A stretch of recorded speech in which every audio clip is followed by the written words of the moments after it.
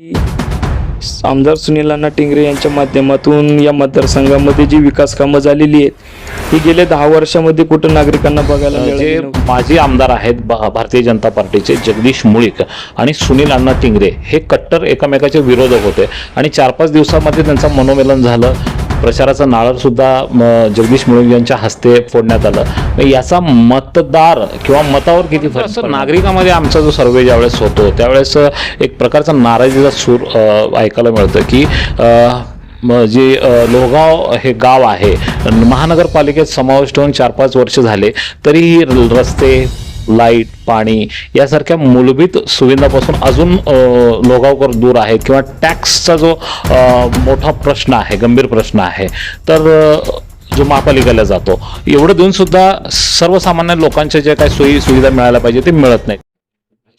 माझ्यासोबत आहेत वडगाव शिरी मतदारसंघाचे राष्ट्रवादी काँग्रेस पक्ष अजित पवार गटाचे प्रवक्ते सुशांतजी माने यांच्याबरोबर आपण चर्चा करतोय. टाइम्स ऑफ पुणेमध्ये आपलं हार्दिक स्वागत सुशांतजी.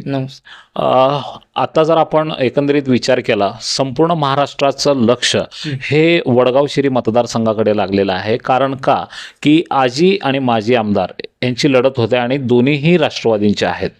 याबद्दल तुम्ही काय बोलाल? नक्कीच ही जी निवडणूक होते या ठिकाणी नुसतं मतदारसंघाचं नाही तर संपूर्ण महाराष्ट्राचं लक्ष लागलेलं आहे. कारण की आमदार सुनील अण्णा टिंगरे यांच्या माध्यमातून या मतदारसंघामध्ये जी विकास कामं झालेली आहेत ही गेल्या 10 वर्षामध्ये कुठं नागरिकांना बघायला मिळाली नव्हती. त्याच्यामुळं नागरिकांमध्ये एक आनंदाचं चैतन्याचं वातावरण आहे की नक्कीच यावेळेस आमदार सुनील अण्णा टिंगरे हे परत आले पाहिजेत, जेणेकरून त्यांच्या माध्यमातून या मतदारसंघाचा आधुनिक पद्धतीचा विकास जनतेला बघायचा आहे.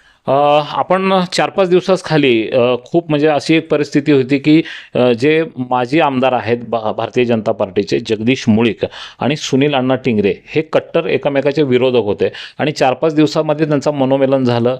प्रचाराचं नारळ सुद्धा जगदीश मुळीक यांच्या हस्ते फोडण्यात आलं. मग याचा मतदार किंवा मतावर किती परिणाम होईल?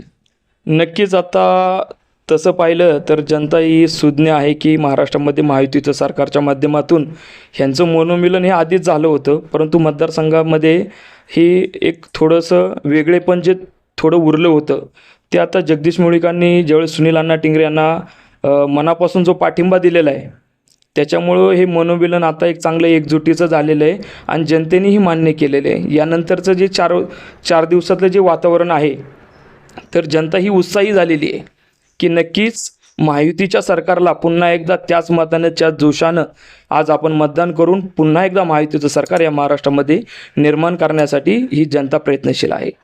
परंतु असं नागरिकांमध्ये आमचा जो सर्वे ज्यावेळेस होतो त्यावेळेस एक प्रकारचा नाराजीचा सूर ऐकायला मिळतं की जे लोहगाव हे गाव आहे महानगरपालिकेत समाविष्ट होऊन 4-5 वर्ष झाले तरीही रस्ते, लाईट, पाणी यासारख्या मूलभूत सुविधांपासून अजून लोहगावकर दूर आहेत किंवा टॅक्सचा जो मोठा प्रश्न आहे, गंभीर प्रश्न आहे, तर जो महापालिकेला जातो एवढं देऊन सुद्धा सर्वसामान्य लोकांच्या ज्या काही सोयी सुविधा मिळायला पाहिजे ते मिळत नाहीत. यावर तुमचं मत काय?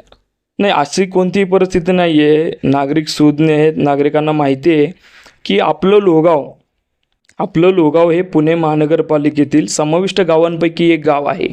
या गावाला अजून नगरसेवक नाही आहे आणि या गावाच्या ज्या मूलभूत गरजा आहेत त्याच्यामध्ये लाईट, पाणी, ड्रेनेज यासारख्या ज्या छोट्या छोट्या गोष्टी ज्या आहेत तर याचं काम हे पुणे महानगरपालिका करणार आहे. किंवा ज्यावेळेस या लोहगावला नगरसेवकांची नेमणूक होईल किंवा नगरसेवक निवडून येतील त्यावेळेस त्यांच्या माध्यमातून हे प्रश्न सोडवण्याचं काम हे नगरसेवक करणार आहेत.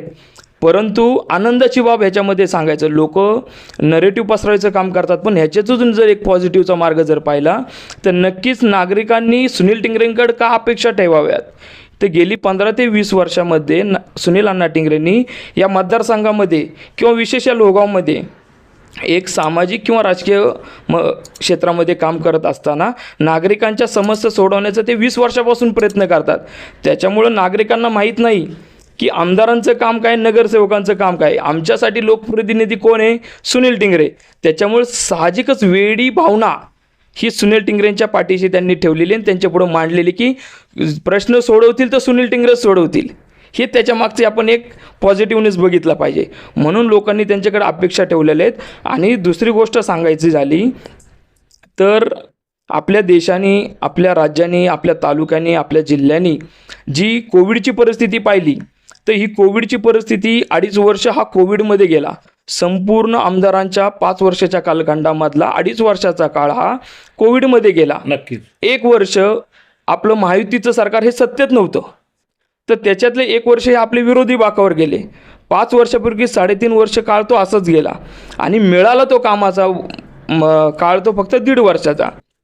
परंतु मला आज या माध्यमातून सांगायला नक्की अभिमान वाटतोय की आमदार सुनील अण्णा टिंगरेंनी 1.5 वर्षामध्ये 1510 कोटीचा निधी आणून या वडगाव शहरी विधानसभा मतदारसंघाचा आधुनिक पद्धतीचा विकास साधायचा तो प्रयत्न केला. तो मागील 10 वर्षात झालेला नाही, हे नागरिकांनी आवर्जून बघितलं पाहिजे. कारण की या मतदारसंघामधली जनता ही सुज्ञ आहे, सुशिक्षित आहे. आणि याचं उत्तम उदाहरण की या मतदारसंघाला जे नेतृत्व लाभलं ते आमदार सुनील टिंगरे हे सुशिक्षित आहे. त्याच्यामुळे जो विकास होईल तो आधुनिक पद्धतीचा होईल हे जनतेने मान्य केले. आपण हा रिपोर्ट पूर्ण पाहिल्याबद्दल शतशः धन्यवाद.